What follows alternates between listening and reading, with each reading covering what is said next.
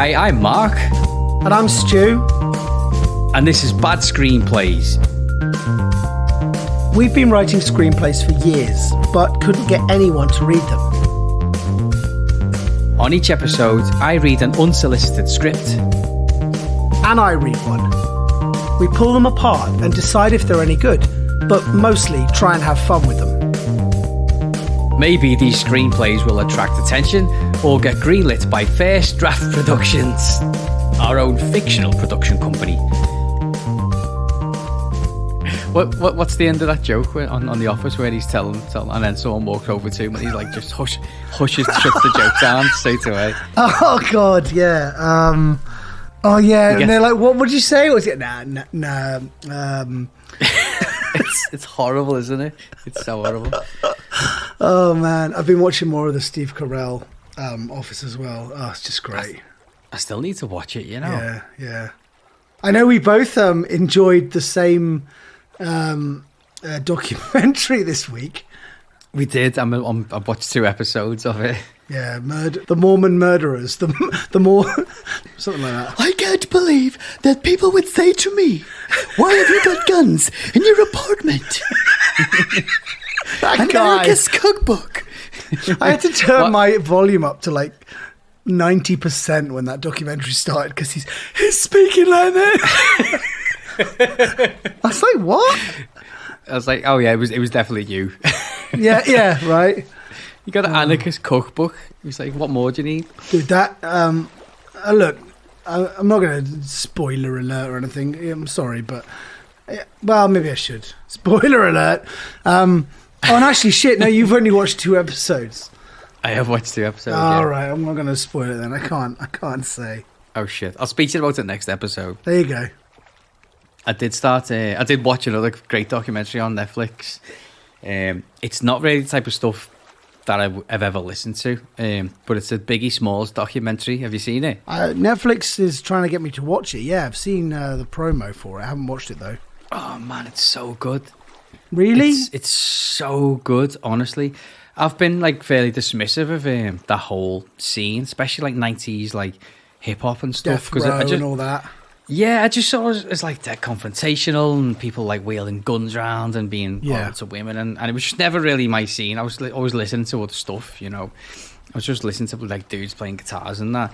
But this really sort of gave me a massive insight into why it was so popular and really where it come from and where he came from and why he was so good, to the point where I started listening to Biggie Smalls at like 37 years of age. Oh my gosh, wow. It's crazy. I can't recommend the documentary enough. It's so okay. Good.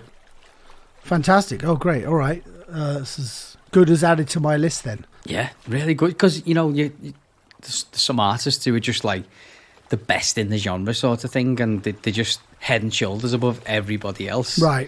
And that was him. You know, he was just that good sort of thing. Did they say why he died?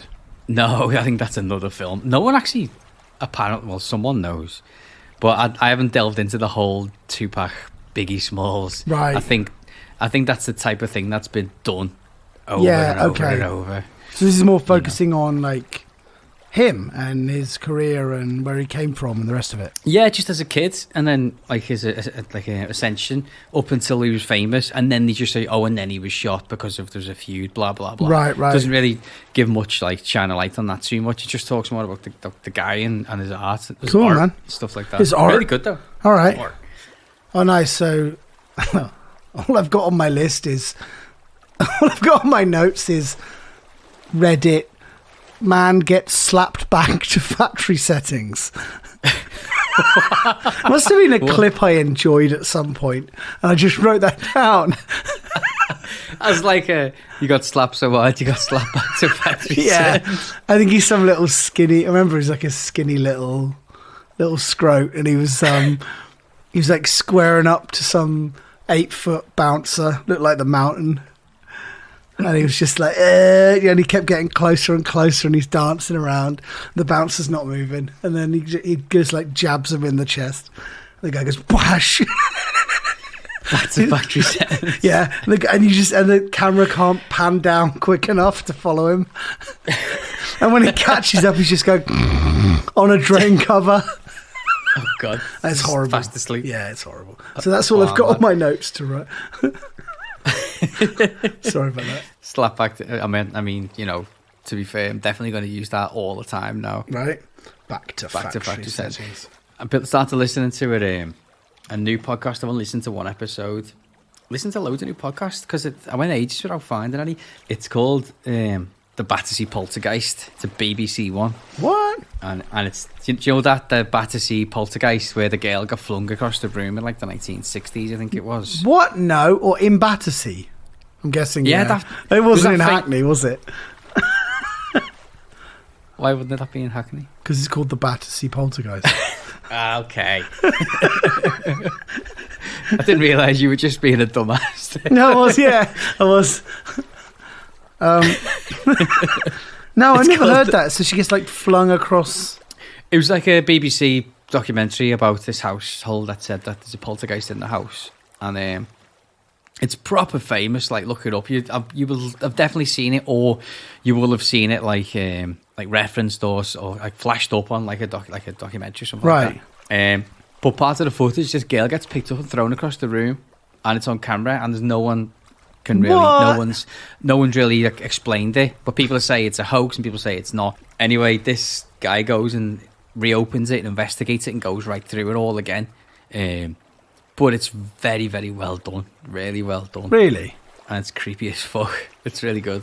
Yeah. Well, your last recommendation about that Chinese, was it the Chinese one you told me to? Was it the Vladislav? Oh, yeah, the Russians. Yeah. Did you listen to that? I did. Oh man, what did you think? Yeah, it was great. It was really good. That guy, man, like he's just immersing himself in the culture. He sounds like a genius. Yeah, he does. He's terrifying, isn't he? Right.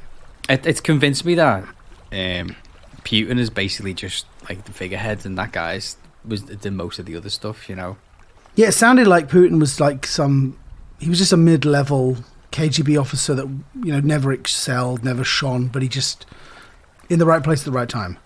Yeah. You're right. Yeah. Absolutely. We love Russia, by the way. Yeah, of course we do. We do. Of course we do. We've got listeners all over the world now. We do. Yeah. Apparently, our podcast is ranking in India as well. Hello, the 134th top comedy podcast in India. In India. Thank you. Although, looking across our numbers from India, don't need that many listeners to be that level in India. Oh, yeah? Okay. We've got like hundreds and hundreds in America and the UK, and we're like nowhere near. Okay. Well, thanks, India. Thanks very much.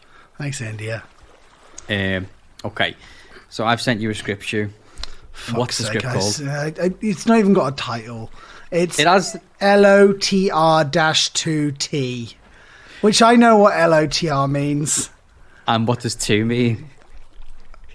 I don't know. Lord of the Rings 2. Oh, I see. It's that simple. There was already a Lord of the Rings 2 and a 3. There was 3 of them. Well, this is the new one. This is the new Lord of the Rings 2. I know how much you love fan fiction. I know. Oh, fan. Okay, so some mystical fan fiction. It's not even like Tarantino fan fiction. It's Lord of the Rings fan fiction.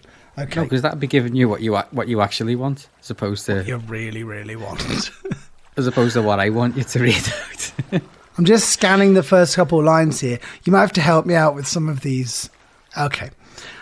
Here we go. Okay, Lord of the Rings 2T. External Edoras Day. Eoan. Is it Ewan? Is that Ewan? Eowan. Eowan?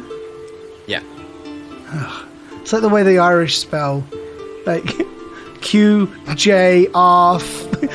You mean Siobhan? Yeah. Yeah. Eoan runs out of the hall, weeping. She looks away into the distance. A flag comes off its pole and it's carried by the breeze. Eoan sees riders coming towards Edoras. Fucking hell. Okay, Edoras is silent and somber. Who's Ed? Oh, it's not a place, it's a person. Edoras. Do you recognise these names? Yeah, you watched Lord of the Rings. Come on, I watched not really. I know a wizard, and the hobbits went to get the ring, but the little fella. I'm not making this up. The little Smeagol fella got the ring. He wanted to keep the ring, but then they ended up getting to the mountain, and they flung it into a volcano. Oh, fucking hell! Spoiler alert. Hey, got it. Okay, so yeah, okay, all right. I think Edoras is a place. I think. Oh, okay. Edoras is silent and somber. Everyone is dressed in black and staring at the newcomers in wary silence. Gimli. You'll find more cheer in a graveyard. As Aragon passes the entrance to Edoras, the flag floats down to land across his feet. He gets his feet entangled in it and he trips rather heavily. The people start to giggle at the sight of Aragon fumbling with the encompassing flag and spitting out dirt. Gimli, I see they haven't lost their sense of humour yet. Do you know Gimli was like the dwarf in Lord of the Rings? Gimli? Oh, it was a wizard. Oh, the one with the axe. Yeah, my axe. All right, Gimli. But you know, go on. The actor was a guy called John Rhys Davies, and he was also the fez-wearing Egyptian in a Raiders of the Lost Ark. Same actor. Whoa. And he's Welsh. Is he really? When he played an Egyptian. Yeah, of course. I see they haven't lost their sense of humour yet, says There you go. Gimli. Aragon gives him a look. Aragon looks up at the hall and sees a lady in white standing on the steps. She's trying to control her giggles. Aragon looks up to the hall again, but the lady has disappeared. The company climbs up the stairs to the hall, but it's met by guards. Gandalf, I know this fella, he sees Hammer. Hammer. I cannot allow you before Theoden, King, so armed. Gandalf Greyheim, by order of Grima Wormtongue. Fuck off. God's sake. You love it. Okay. Gandalf nods in understanding, yes, and signals for the others to surrender their weapons. Lower your weapons. Aragon hands over his sword and knives. Legoland gives a little twirl.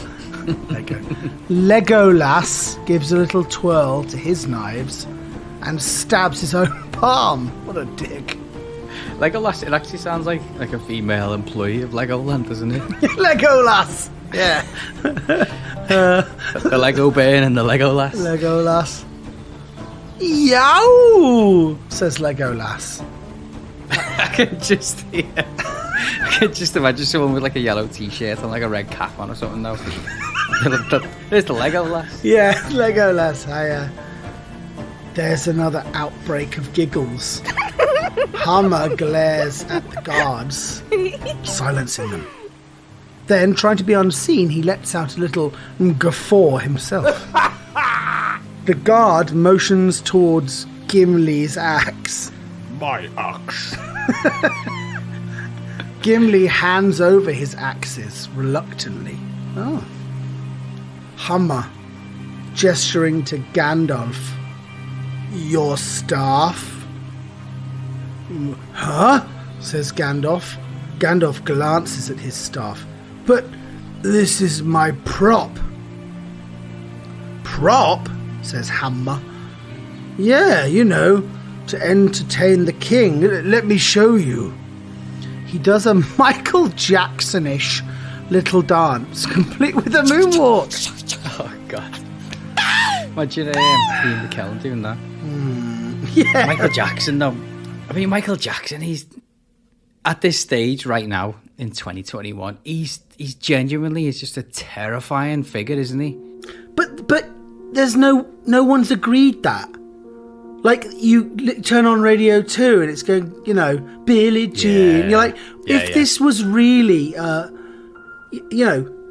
Kevin Spacey, they tried to remove him from all these, one accusation and they scrub you out. But they're happy to play thriller. Yeah. And I don't know what to think. I know. I feel uneasy whenever I hear him. I put Michael Jackson in the same bracket as, like, historical monsters like fucking Frankenstein and Dracula now. You see people dressing up as him in Halloween in 100 years. Oh, Michael Jackson. Like some like terrifying, ghoulish, waxy predator skeleton. Right. Burnt out head. He's just terrifying, isn't he? He really scares me. He is. It's just I'm sure like you watched that documentary. Oh yeah. Yeah, right. And it's documentary is a documentary. It's not a court, but it made a pretty good case. It made a pretty sort of watertight case. Yeah, Macaulay has to. He knows what goes on, what went on, right? Yeah, down John Ronson and Kevin. Yeah. Oh God. I mean, I came out of that documentary obviously pretty just outraged, but it was those boys' parents who I had so much like venom towards. I was just like, how and why did you let this happen? Right. It's just I guess people get heady in the presence of fame and power. They don't. I know. I'm completely with you. Like 2020, hindsight is 2020, and you go, what are you doing, leaving your kid at his ranch? Were you mad? Yeah. I wouldn't leave my car at his ranch. I wouldn't leave him with me pet fucking chimp. Yeah. But no, I'm with you. Him coming to their house for tea and sitting in the living room and watching TV with them and eating pizza. They go, fucking hell, Michael Jackson's in our house. I can't believe it. I can see why they were wooed by that. I totally get it. Yeah. And how they were like blindsided. But there must have been a stage where they've just gone, actually. Right. I haven't seen my son for 2 weeks. Like, this is, Michael's taking me to Rio. He's doing some shows down. What? Yeah. You can come. You just stay in a different hotel. Okay. Rio. I know. It's hot. It's so bad. Anyway, Gandalf doesn't mind because he's just done a little Michael Jacksonish dance. Yes. Hammer hesitates for a second and then gestures that they follow him into the hall.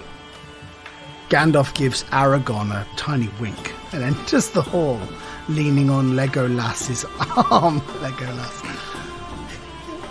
Grima, leaning down and whispering to Theoden, "My lord, Gandalf the Grey is coming. He's a herald of woe." Oh wait, Grimmer, is that the act? Is that the? No, that's Gimli. No, that was a good voice. He's like the slimy dude, isn't he? Is it? Oh, okay. He was the actor who's also in Deadwood as well. He's a doctor in Deadwood. Oh yeah, I know.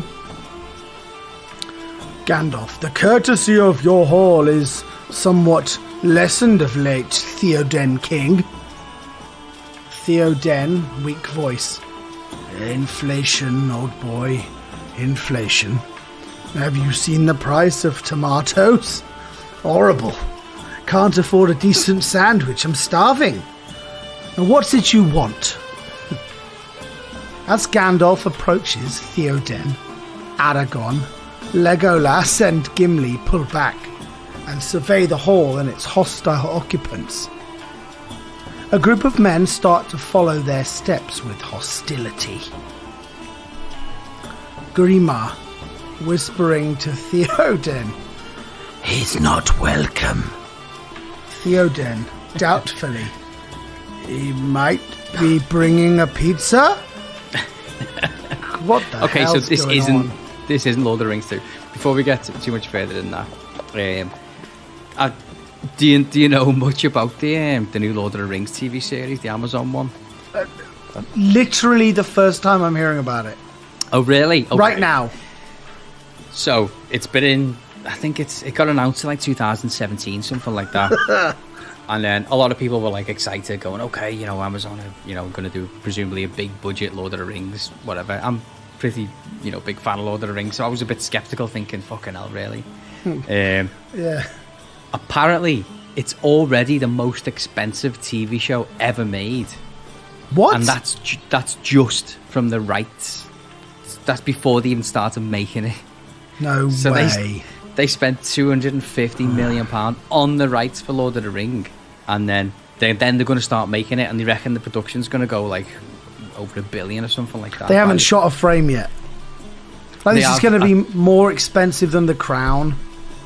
Oh God, yeah, it's already more expensive than The Crown before they even start to make costumes or anything like that. That's mad. It's completely insane. There was a bidding war between Netflix and Amazon, which hiked the price up massively. Oh wow! Which is just completely bonkers. But jeez, man. So yeah, they reckon it's going to go way over $1 billion, which is just nuts. It's completely nuts. Where are they shooting it? Are they shooting it in Ireland or somewhere? No, it's in New Zealand where they filmed the Lord of the Rings films. There's the thing: when they bought the rights, the people who own the estate, the Tolkien estate, said you can have the rights to Middle Earth, but you can't have any of the characters from Lord of the Rings. Oh, no way. So it's set like a couple of thousand years before, so there's no Gandalf and there's no Grima Wormtongue and there's no Gimli or no Legolas. All you can say is, we're in Middle Earth. And that's it. And that's it. £250 million, please. Yeah. My gosh. Isn't that completely nuts? That's almost like they just got swept up in the excitement of commissioning shows. That doesn't make any business sense. It doesn't. All right. It doesn't. It's like when the main record executive signs a band that he likes as opposed to a band that makes sense to sign. Like it sounds like Jeff Bezos has gone, "Oh, I love Lord of the Rings. Yeah, it's $250 million. Yeah. Go on, fill your boots." Yeah. How did that movie The Hobbit do? I don't know how it did financially. It got panned by critics, didn't it? Yeah. I'm not sure what it did financially. The time I was working for the company that made it, like Universal was the I think it must have been Universal that made it, because I was working for a company under them, and I got an email on a Thursday afternoon saying the next 20 people to email back will get an exclusive screening in the Universal Studios executive screening room tonight. Whoa. in central London. And I just watched it go ping. It came in. I was like, all right. So I just clicked reply and it goes, congratulations, your ticket will be. I was like, nice. What? So I looked over at a colleague. I was like, you want to go, what are you doing tonight? You want to go watch some movie in the screening room? He goes, yeah. So we went in, an hour to kill. So we went to the pub, had a couple of beers, and then walked over to the thing. Beep, welcome, come in, up to the beautiful, private executive cinema in an office building. It's unbelievable. Whoa. You go in, and then first off, they do giveaway. Hey, who's in seat number 7? Congratulations, you've just got a full Blu-ray pack of, I don't know, whatever the series was. They're just giving stuff away. What the hell? I was like, oh, nice. And then they go, it was The Hobbit. It was the Hobbit movie, which I've got no interest in, but I thought, we'll see how this goes. I'll just have all the free stuff, thanks. All the free stuff. And I don't know how long that movie is, but I say 10 minutes in, I fell asleep. And it's not a big cinema, it's a small cinema. So I fell asleep after 10 minutes into the film, and I woke up with sort of 30 minutes to go. Oh man, I reckon you've had a good 3-hour kip there, easily. It was I think it must have been a long movie, but yeah, I fell asleep. I wasn't asked back for another screening. I reckon there's a couple people listening to this who would rather be in your position than you were at the time. Yeah. Right? Oh God. My God. I had a quick Google. I didn't think they did so well, those films. They each cost, out of the 3 films, they each cost between, with that split promotion and everything else, between 250 and 300 million pounds. The Hobbits? The Hobbits, and right. the first one grossed over $1 billion. What? And the second 2 grossed over 950 million worldwide in the end. So even though the scene is like stinkers, they made the company a fucking lot of money. Yeah, they made money. There you go. He might be bringing a pizza. No, he might be bringing a pizza. Grimmer, idiot. I'll get you a double burger if you just send him away. I genuinely don't know what's going on here. I think they've gone into a castle and Gandalf's managed to sneak his little cane in. And now they're surrounded by guards. Is that right? Yeah, it's almost not word for word, but it's pretty much like just an exact scene from the Two Towers. Oh, okay. But it made me laugh. Double burgers, quite big. It sounds like a Brian Butterfield thing, doesn't it? Yeah, Brian Butterfield. Double burger. Christmas pizza. Is it Christmas pizza? Is that Brian Butterfield? Grandma Butterfield's Christmas pizza. That's right. Idiot. I'll get you a double burger if you just send him away. Okay. Double burger. Says Theoden. Double burger. Why should I? Why should I welcome you, Gandalf Stormcrow? I thought he was called Gandalf Grey Goose or something.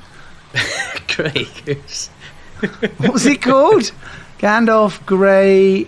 He said Greyhaim before. I'm not that familiar with Grey Wolf or something? I don't know. All right. Gandalf Stormcrow.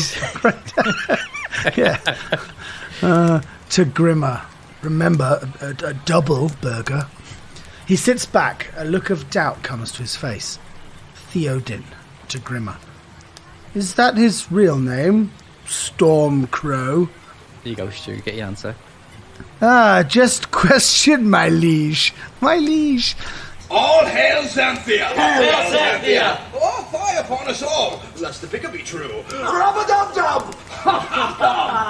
He walks towards Gandalf. Late is the hour in which this conjurer chooses to appear. Late spell I name him. Our news is an ill guest.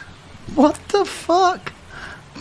That's up pretty much word for word, that statement, Fuck, someone wrote that. I used to drink in the pub that Tolkien used to drink in.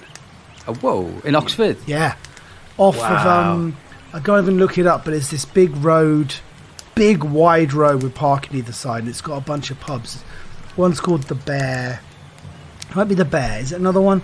Man, I used to live in Oxford, and there was dozens of incredible boozers, right? Oh, not bad. But you get people just going in there just like on their own. We're quite rightly so. Just sitting there on their own, just going like, yeah, man. this is Defo. what Tolkien used to do. And yeah. But C.S. Lewis drank there as well. I've read about that place. Have you? I honestly didn't know you'd been there, but it was a proper little hangout for the big fantasy writers. Is it the You'd Bear? probably like the dorks in the corner, weren't they?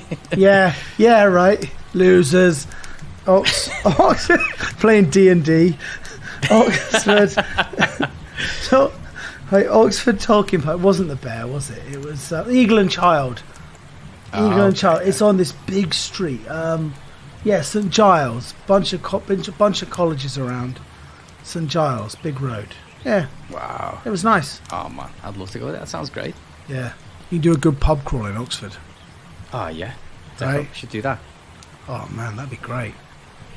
Well, when lockdown's over. Anyway, just a question, my liege, blah blah blah. Be silent, says Gandalf. Keep your forked tongue behind your teeth. Behind you teeth. I have not Behind your teeth. Behind your teeth. I have not passed through fire and death to bandy crooked words with a witless worm. He raises his staff against Grimmer. Grimmer, kill them! The hostile guards attack. Aragorn, Legolas, and Ruined forever, Legolas. Legolas. Yeah, it's like I walk alone. Yeah. Once I you've walk alone. Yeah. Once you've heard it, you can't unhear it. I want to be adored by the Stone Roses. I asked my auntie, what is adored? I thought adored as in a D-O-R-D was like a thick person. I want to be adored. Adored. Yeah. Adored. Aragorn. Ruined forever. Right. Aragorn, Legolas, and Gimli take 3 positions. The guards line up in 3 queues before them. That's nice. Coming up one after t'other to get decked under the jaw and fall left and right. Gimli has a tough time at it. He keeps jumping and jumping, like on Call of Duty, when someone's shooting at you. He's jumping. Oh, yeah. Stop. He keeps jumping and jumping, trying to reach the guard's jaw. The guard is Gimli. Oh, he's a little fella. Mm-hmm. Okay. The guard finally gets tired of it and changes to Legolas's line. Like he's going through passport control. It was always tough for the odd job on GoldenEye because his head was always perfect height for a headshot, wasn't he? Oh, so yeah. You always died dead easy, so you never went odd job on GoldenEye. That's right. Yeah, it was a hip fire. Yeah. The next guard in Gimli's queue smiles. Obligingly. Obligingly? Yeah. Oblige him. What's that from? Oblige him. Yeah. Danny, I got a Nazi who wants to die for his country. Oblige him. Oh, that sounds so familiar. What is it? You're not going to tell me, are you? No. Oblige him. Gandalf continues to approach Theoden. Inglorious Bastard. There you go. Yes. Okay. And I want my scalps. Gandalf continues to approach Theoden. Gamling tries to go forward, but Hammer holds him back. At this point, I'm just reading out words. Someone's getting teabagged as well now, aren't they? Like, squat up and down, like Call of Duty. Oh, yeah. Prone. Theoden, son of Thengel. Too long have you sat in the shadows? Theoden, you mean I need a suntan? I agree. I was thinking of taking a week off to Hawaii. Gets a dreamy look. Babes and bikinis and me surfing. Hearken to me, Gandalf says. I release you from the spell. Gestures with his hand. Theoden, menacingly, in Saruman's voice.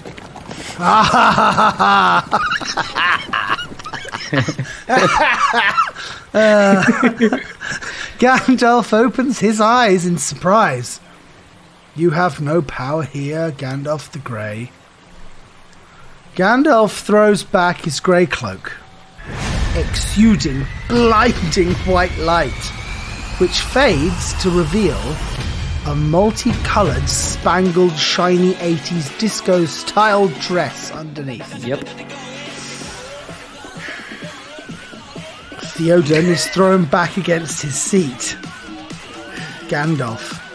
I'm no longer Gandalf the Grey. I'm Gandalf the Technicolor. Theoden. Ah! The end. Oh. It's what? Well done, Stu. I'd like to thank the author, but he's hasn't put his name on. Or her. But it's definitely a he. It's definitely a he. Yeah. 100%. Well done, Stu. Thank That you. was very good. Very good.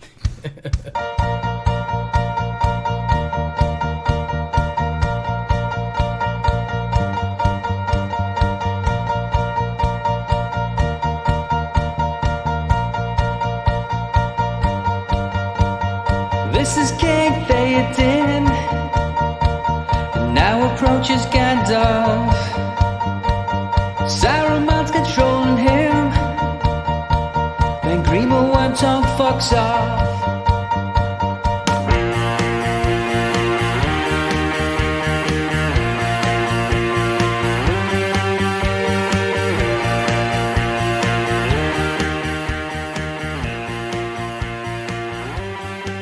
Awful. God awful.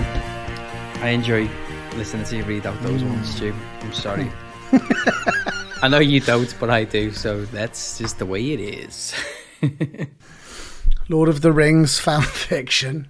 Lord of the Rings 2. Lord of the Rings 2. Hotly anticipated, like another sneak peek at what's about to happen, like the Avatars 2, 3, 4, 5, and 6. And I know. I whatever. haven't heard anything about them since you schooled me in the upcoming Avatar movies. I'm struggling to think that anyone actually gives a shit about Avatar. You know, I think it's going to take so long. It's going to be like irrelevant by the time they. Yeah, they're going to have spent so much money on it, and by the time it gets to the third or fourth, I imagine it'll just be like The Matrix or something, where people are like, oh, yeah. There's a Avatar 2 teaser trailer concept. Okay. So it's footage from Avatar. Yeah. With some other shit. Yeah. On YouTube. I've been sucked in by so many of them. When it's a film I actually want to see, and you go, oh, for yeah, right. Gone. Thanks. I've just opened up an email from you, Stu. Yeah, I've sent you a script with quite a good title, I think. My amazing, astonishing, corrugated time machine. Yeah. Great name. By Timothy F. Betts. Mm-hmm. So I think like my last one that I said to you was fairly self-explanatory, given that it's a pre-existing material. Yeah. Anything? Can you tell me anything about this, or shall I just jump straight in? This is a good little one. It's kids playing around and maybe playing around with a little time travel. Oh shit! Yeah. Okay. Got that Bill and Ted thing going on. All right. Okay, let's have a look. Make sure it forgets to put the crystals in. Okay. External. Porch. Day. Helen, 45, in a sleeveless denim button-down and plaid mom shorts, rings the doorbell. Trevor, 15, huffs the way teenage boys do in the company of their mother. All day. Helen, well, I wouldn't have to drag you along if I felt I could trust you. Trevor, what am I going to do? Helen, believe me, Trevor, I've spent plenty of time worrying about what you're going to do while you're busy just doing it. Dude. Teenagers are the worst, aren't they? They are the absolute Weren't worst. we? Yeah. Yeah, 100%. Trevor, I can't wait till I'm older. Helen, me too. Rachel, 42, opens the front door. The two ladies squeal and hug. Trevor sighs. Rachel, look at you, love those shorts. Helen, $6. Can you believe that? Rachel, my little fashionista. And is that Trevor? My lord, you're nearly a man. Helen, they're growing up faster than us, sis. Faster than us. Rachel lets them into the living room. Rachel, you're telling me had to get Curtis 3 haircuts last month? 3? Boy sprouts like a chia pet. Chia pet. Oh my God. Did you ever have one of them? Chia. No, I don't think we did. I remember seeing them on Wayne's World. Do you have like She had a yogurt pot with cress seeds in. Yeah. But do you have like celebrity ones, like a Bob Ross one with a big curly grass head sort of thing? Nice. I have to Google it now. It's like, cool. Gary Rhodes ones were going cheap. Yeah. Oh my God, there's again in Britney Spears one. Well, she shaved her head, didn't she? So I think you get a bald Britney Spears and then it sprouts all the hair out. Oh wow. That's quite bad taste, isn't it? Apparently did you hear why she cut all her hair off? No. Remember when she cut all her hair off? Apparently it's for like a drug test. You know, like kid custody or whatever. They take... Yeah, that's what I heard. Like, she shaved her head because they can do drug tests on you and figure out if you should have... Yeah, apparently. Wow. Figure out if you should have custody of your kids. So she's like, nope. Oh man, she just, God love her, she just went fucking apeshit, didn't she? So I did the most bizarre job of my life, right? Just working, doing my normal job, and I get a call saying, there's this special production going on. It's gonna be about a year. They're using new cameras. I know you do sound. You want to go along and do this job. was like, yes. So when it wasn't with the company I was working for. It was another company attached to them. It was like a side thing, but it was a very weird setup. But it was almost a year of traveling the world, and it was literally sitting in a restaurant eating a dinner, going, well, if this is true, then we should probably go to Rwanda tomorrow. Okay, and then we go there for a few weeks and go, well, I'd like to get home for Christmas, and then why don't we all meet up in Amman in Jordan, and then no, let's meet in LA and then go to Amman. It was just like the most bizarre trip I ever did. Anyway, the person I was working for, the person I traveled with for a year, whose show it was, he dated Britney Spears for a period of time. Was he K-fed? No, it wasn't the dancer K-fed, no. Oh. But I know when I met him, he was dating Sharapova, the tennis player. Yeah. And that was cool. That's got to be a handsome man. He's a good-looking guy, yeah. Fucking hell. He doesn't look like Newman off of Seinfeld, put it that way. Newman. Who's the guy on Parks and Rec, Jerry, who's got like this unbelievable wife and all his daughters are gorgeous. Yeah, you want to have lunch with us? No, I retrospectively accept your invitation. Millicent Gergich, whatever her name is. Yeah. And like, they got his name wrong on the first day and he just didn't correct anyone. Yeah. Oh, I didn't want to offend anybody. Everyone just calls me Jerry. It's like Larry or Terry or something. Oh, it's so funny. It's good, isn't it? Anyway. Trevor looks around. Beige couch, department store photos, a roding lazy boy, Americana. Helen, you remember your cousin Curtis, don't you? Trevor, yeah, when he was a little baby. Rachel, well, why don't you go play for a little while? He'd love to play with his cousin. Besides, I got a special concoction made so me and your mum can reminisce. Ooh. Trevor spies a pitcher of lemonade and a bottle of vodka on the dining room table. They're getting on it. Breakfast of champions. Liquid lunch. Right. Trevor, seriously? Helen leans in with a stern smile. Helen, remember, you owe me. Now go and play with your cousin. The ladies giggle their way to the dining room. Trevor follows the muffled sound of a TV down the hallway into Curtis's room. Curtis, 8, sits transfixed on a loud yet crudely animated cartoon. His room is packed with dinosaur toys, board games and drawings. Trevor grabs the remote and flips through the channels. Ultimate weapon. Convert switchblade to jet mode. A fun factory. Let's have a Play-Doh party. Yeah. What you got for lunch? Sandwich. What kind? Warthog. Come on. No, really, see? Hey, why'd you change that? Trevor, 'cause I'm not retarded. Unsatisfied, he turns off the TV and flings the remote. Don't you get any good channels? Curtis, I guess not. I got some movies. Flying Squirrel Adventures 1, Flying Squirrel Adventures 2. Trevor ain't going to be into that. No. Trevor, no thanks, I'm good. Curtis, you're my cousin Trevor, right? I made this for you. Curtis gives him a rudimentary painting. What the hell is it? It's you coming over to visit me, look. Trevor gives the painted stick figures a cockeyed glance. Gee, thanks, Rorschach. Rorschach? What's that? Rorschach. It's a Rorschach test. You know, it's like ink folded in on itself. It's like, symmetrical. What do you see? Oh, it's a butterfly. Sure. Yeah. All right. Have you familiar with Watchmen?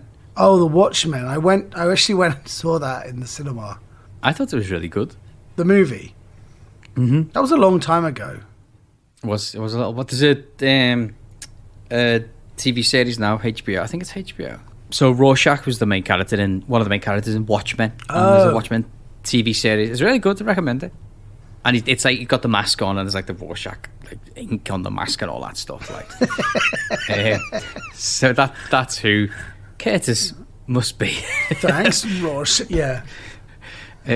Trevor tosses it aside and digs through Curtis's stuff. Curtis, what are you looking for? Trevor, anything. Too bad you ain't got nothing. He opens a closet door and sees a large cardboard box with a child's writing on it. Curtis rushes to shut the door. Trevor, whoa, little man, what have you got in there? Curtis, nothing. Trevor, you didn't slam the door like it was nothing. Even with all Curtis's weight behind it, Trevor easily opens the door. He reaches in and pulls it out. This reminds me of that episode of Sopranos where I rewatched Sopranos in lockdown, so it's all that fresh in my mind, by the way. Where Anthony Jr. is in his bedroom with his little cousin whose mum was bumped off in the series. Or was she bumped off? Oh no, she died in the series. And then and Anthony Jr., because he's bored with his younger cousins, plays Ouija board with them to try and speak to the mum.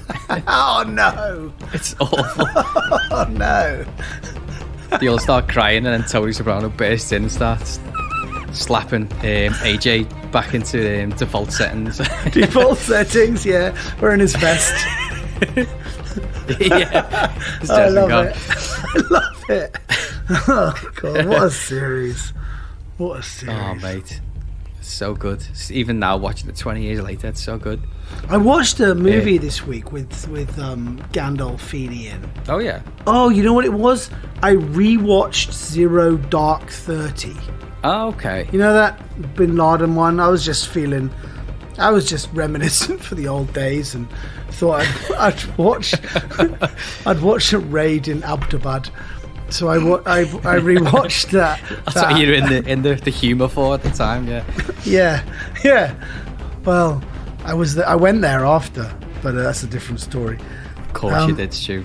Of course you did. But no, that he was like the director of the CIA in that, Gandolfini. He was a big man. Okay. And after that, I looked at like he died 3 months after that movie aired. Yeah, that was towards the end. It's a shame. That's really sad. He's very good in The Loop as well. Oh, so good. So good. That scene where he says to Malcolm Tucker, like, you fucking English. And Malcolm Tucker just goes, don't you ever call me fucking English. It's so good. Right? Great casting. What a character. Oh, man. General. I've watched that about 3 times. I think I could watch it again. That's nice. That's tough talk coming from a fucking armchair general. Why don't you put your feet up on a poof and go back to sleep, why don't you? Now, Turkey, you might be a scary little poodle fucker back there in London, but here you're nothing. You know what you look like? Squeezed dick. Got a little blue vein running up the side of your head. See, that's where I put the bullet. But I'd have to stand back because you look like you'd be a squirter. Trevor, a box? Curtis, put it back. It's not safe. Trevor, the box isn't safe. No, it's not a box. It's a time machine. Trevor, a time machine? Curtis, yeah, I made it. Trevor inspects the time machine. Drawn on dials and screens. A seat harness made out of a waist belt. The work of an imaginative 8-year-old boy. Trevor, how does it work? Curtis, well, you get in, close the box, and think about where you want to go. Trevor, sounds complicated. Curtis, that's why I put the computer in. Curtis points at a square with the word computer drawn on the side. Trevor, well, that would do it, yeah. Trevor plops the box on the ground and puts 1 foot in. Curtis, no. Trevor, what? I thought you said it doesn't work. It does work. It just doesn't work right. He puts another foot in, which terrorizes Curtis. I'm sorry, am I not supposed to do this? Curtis, no, get out! What a punk. He's a total punk, isn't he? Trevor, okay, I'll get out. Right after this. Trevor ducks into the box, pulls over the flaps. With a quick sucking sound, the box disappears. Whoa, it's real. Told ya. Curtis, oh no. Oh no. Black. Trevor giggles, oh no. Trevor, mockingly, oh no, I'm travelling through time. He thinks he's just still in the box. Trevor opens the box flaps, gets out. He finds himself in external alley day. Next to piled up garbage and empty wooden pallets, He stands, catches his reflection in a broken window. Trevor's 30 years older. Whoa. Trevor, holy crap. A homeless man in cliche future jumpsuit. Filthy, of course, stumbles towards him. That's a fancy box. Trevor, oh no, future homeless. Future homeless. Trevor jumps back in the box, shuts it and vanishes. Homeless man. Damn, I thought I was getting less crazy. What am I smoking? Curtis's room day. The box reappears. Curtis pulls the flaps open. Trevor spills out looking 75 years old. What the fuck? What's going on? What's going on? Well, the time machine don't work right because you don't stay the same age. Every year that it moves back or forwards, I think it adds it onto your age. Oh man! So he's gone 30 years in the future and then 30 years back. Yeah, it needs a few of the kinks ironing out. Yeah, he needs to reprogram that computer. Yeah, it's just like if you go 30 years in the future and you get 30 years older doing it, why not just wait? Yeah, exactly. Yeah, yeah. Just hang. Right, enjoy life. Yeah, I watched a romantic prank I saw a while ago. It was about this couple with I think they had an 8-year-old boy and a 10, 11-year-old girl, and they pranked the kids that it was Christmas. So the kids went to bed, and I think the video was called Time Travel to Christmas or something like that. So they put a Christmas tree up, wrapped a load of presents, set every device in the house to Christmas Day, and then went into the bedroom to the kids and was like, "Merry Christmas, wake up, it's Christmas." No. And the kids get up all confused. They're like, "What the hell's going on?" And how long have you been asleep? Yeah. Oh no. So the daughter goes to all the devices and was like, "Whoa, what's going on?" And the little boy's just made up it's Christmas, he doesn't give a fuck. Yeah. Bouncing around, and then they start opening presents, and the presents are like old shoe boxes and tissue boxes and stuff like that. Oh, it's just prop presents.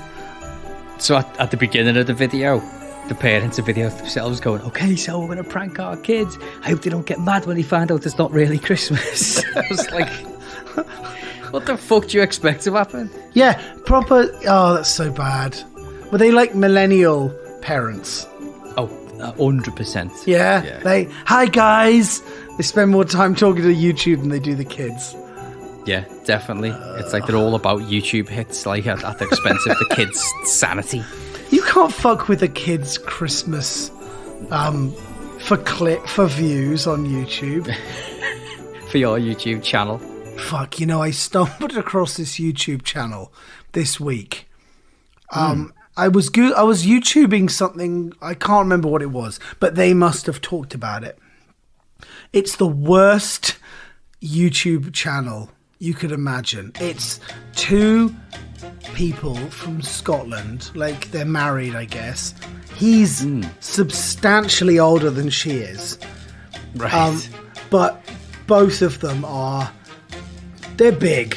They're real big. I'm surprised they leave the house big. Wow. But they do, and they have done multiple videos every day for the last few years, maybe 6, 7, 8 years. Whoa. And they ain't getting any more hits than they used to get. Every video's got 30, 40 views or something. But it's something I'm thinking about subscribing. What are the videos? What are they doing? Fuck all. All right. Just brought the shopping back, and it tickles that same part of the brain as when you're clicking through the TV and you see my 600-pound life. That. Yeah. Wait, oh my god, I don't know. Look, this has been a long-running thing, and I don't enjoy watching that shit. But I would much rather watch I'd much rather view down. Like, I would prefer to watch a £600 person try and wash themselves with a toilet brush. Oh, for fuck's sake, man. Than some 18-year-old Instagram millionaire going, I just bought another Lambo. I want to view down. Yeah. It makes I'm with me you. feel better. Yeah. That's I only so want to bad. watch 18-year-old millionaire Instagram people when they're getting fire fested all over the place. Yes. Yeah. Or the only time I wanna this do that. Instagram influencer bought a new Lambo. You won't believe what happened. And he just wrecks it. And like a fireball or something. I don't know. I've watched that. There you go. Brilliant, man. Brilliant. Okay. Yeah, and I know what you mean, man. That's fucking ridiculous. I honestly think Instagram was once upon a time a lovely thing where people shared pictures where they went out walking. People shared pictures of their dogs. I just think now it's a disease. Isn't it? It's awful. It's marketing, awful. influence, shit. It's just making people feel bad about their lives because they go, oh, look at that nice life over there. Mine's not as good as that one. When I was doing after that social was it the social Discord on Netflix? You watched that? I've had it recommended to me a couple of times. Man, well, I'm doing it. I'm recommending it again. Like as soon as I finished with it, I was like, right, which one of them am I leaving right now? It was Instagram. I left Instagram then. Nice. The Good on you, man. CEOs from these tech companies were, sort of tech officers and people who were paid to come up with this shit were going like, oh, so you let your kids use... No? Are you insane? I wouldn't let my children play on this poison.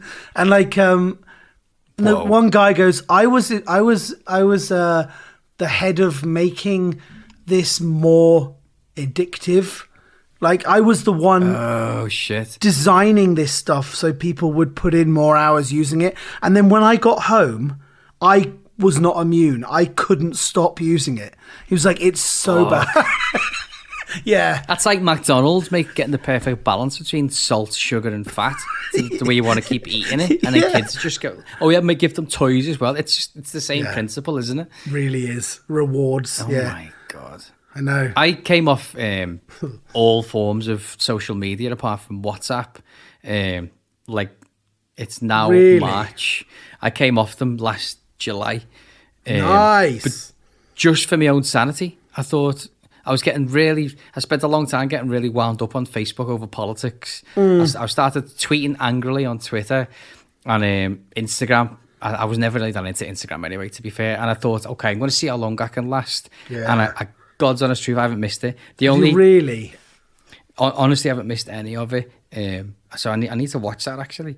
I don't get any advertising suggestions on my phone. You should buy this at all whatsoever. So I think that's obviously all coming from social media.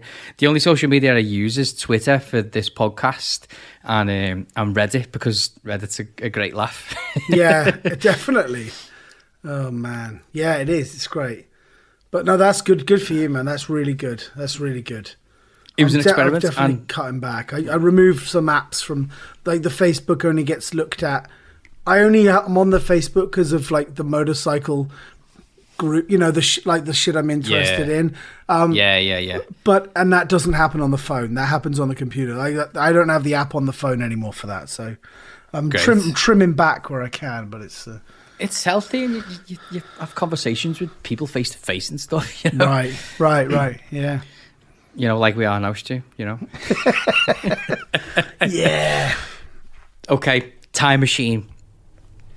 75-year-old Trevor turns up. Trevor. Curtis. Trevor. They pause, alarmed by each other's terror. Then, Trevor and Curtis. Trevor.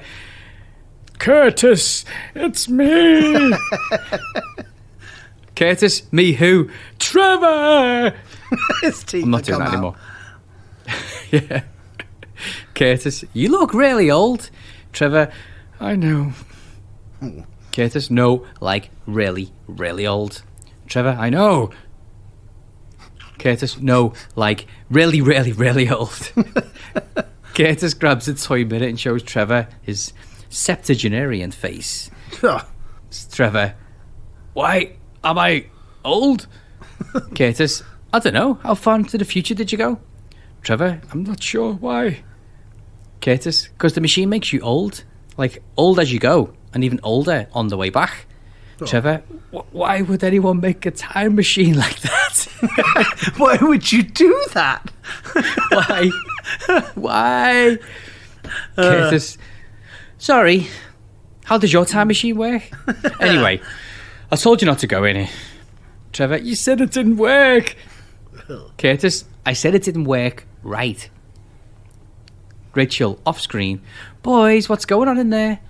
Helen, off screen. Yeah, why all the screaming? She heard you, Stu, screaming dead loud. She did, yeah. Trevor, what are we going to do? Curtis, I've got an idea. Curtis takes 3 quick breaths, leaps in the box, and disappears. Internal Curtis's room earlier. Curtis leans against the closet door. 15-year-old Trevor holds the doorknob. Trevor, you didn't slam the door like it was nothing. Okay, so they've gone back in time. Right. Even with all Curtis's weight behind it, Trevor easily opens the door. A second Curtis jumps out, kicks Trevor square in the twig and berries, back in the closet. Right in the cubes. Oh man, Curtis is cool. Yeah. Internal Curtis's room, present. The box reappears. Curtis spills out. He hears a commotion in the hallway. Trevor is led out by Helen with a bag of frozen veggies on his crotch. Rachel follows with apologies. Trevor, little punk. Rachel, I don't know what got into him. Keep the frozen peas. Curtis's room. Curtis leans against the wall and exhales. He glares at the machine. I just can't figure you out. It's gonna take top men.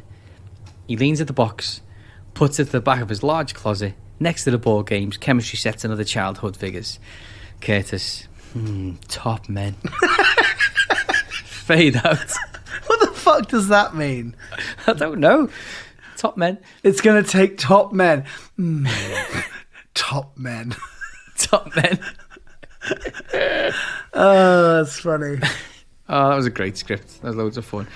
And I'm not sure what happened to the old Travis. That his name, Trevor. That never played out. So he was trying to get in the wardrobe door to have a ride in the time machine. Oh, he jumped out, kicked him but in he the went ghoulies back, and then... kicked him in the balls, and he never went 30 years into the future. Ah, nice. And then he just disappeared back into the time machine, and then off he popped. I guess into a different parallel reality with the old Curtis. Maybe I guess by doing that Curtis sacrificed himself because he would cease to exist, right? Yeah. By kicking Trevor in the nuts, the minute he did that, he would have faded into nothing. Or we will have gone back in the time machine to that other reality where there was the old dude. Oh. There's all these principles of time travel where it's like, do you actually travel along the same line, or do you travel into a different parallel line and you just mess with that one? Oh, right. You know, and you know, obviously none of it's real, so it doesn't really matter.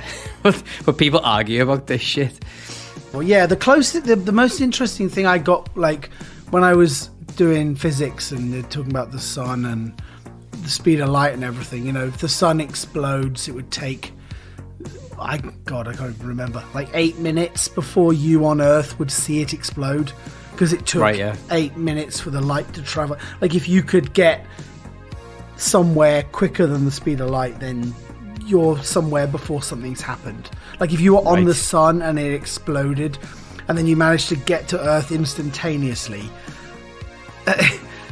you know, then you'd be like, hey, in 8 minutes yeah, shut up. No. Look. Yeah.